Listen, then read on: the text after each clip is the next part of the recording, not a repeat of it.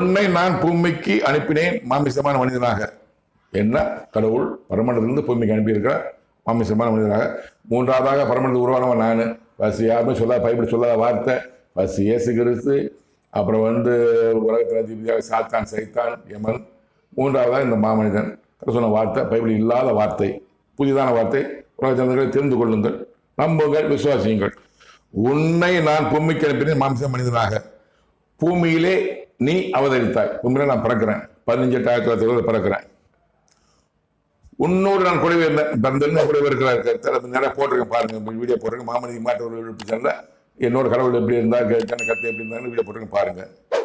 நீ போகும் இடமெல்லாம் உன்னோடு நான் கூட இருந்து, நான் எங்க போனாலும் கூட கடவுள் கூட இருந்தேன். பிறப்பிலிருந்து கூட இருந்தார். நிறைய அற்புதங்கள் செஞ்சிருக்கிறாரு.